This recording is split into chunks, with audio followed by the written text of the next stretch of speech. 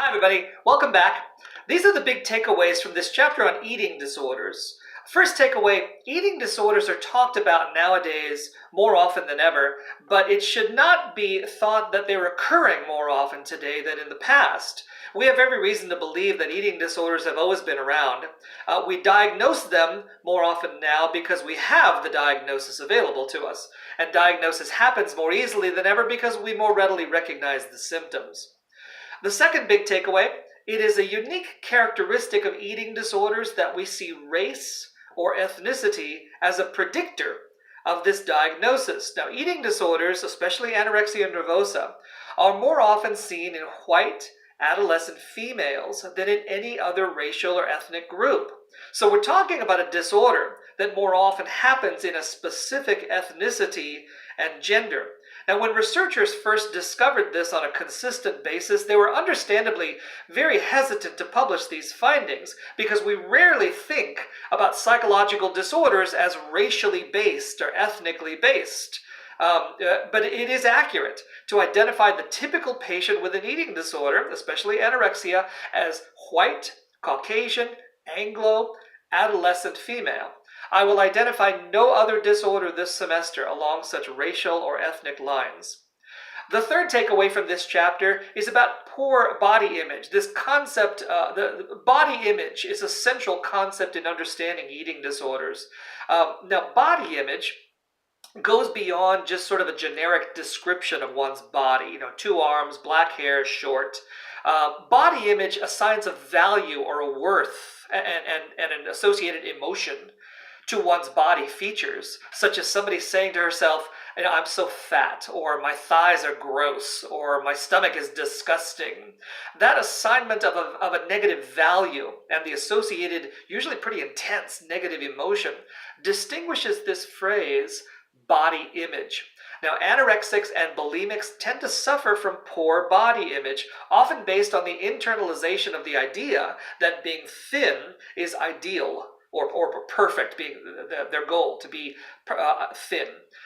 So they're dissatisfied with their current bodies because they wish they would look like the women in the fashion magazines, for example, or just look closer to what they believe is the perfect body. Poor body image is a central concept in understanding eating disorders in this chapter. The next big takeaway, takeaway number 4, eating disorders are distinct for the multiple factors that cause this destructive behavior. It's actually a combination of several things. It's a really complicated disorder. The combination of family influences, of peer influences like friends at school, and mass media images, all of these converge to create the body dissatisfaction in the person who develops an eating disorder. Obviously, there's some personal factors here as well, of course, such as low self-esteem, that are the foundation for these outside sources even having any effect on the body image of the adolescent girl. Obviously, not everyone's vulnerable to this, so some are, usually those with low self-esteem. Some that allow these outside influences to impact them. Other people just ignore those outside influences. But eating disorders are distinct for the multiple factors that contribute to them. It's a lot more than we've seen in the past disorders in this chapter. And lastly, the takeaway number 5 here, it can be a little hard for adults now, where we are in our lives, confident and self-assured mostly. It can be hard for adults to relate to how mass media, fashion magazines, peers, and other kind of outside influences can impact self-image. You got to think like an adolescent here, the age at which this disorder starts, eating disorders start.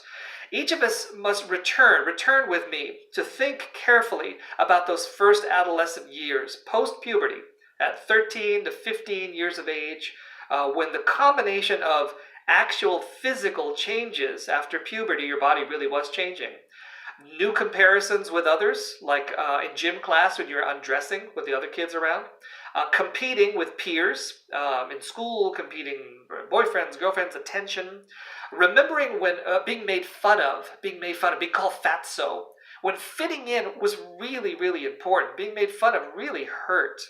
All of these factors, way back then, 13 to 15 years of age, all these factors provided new reasons for self-appraisal. And we were simply more vulnerable back then when you were an adolescent than you are now as an adult.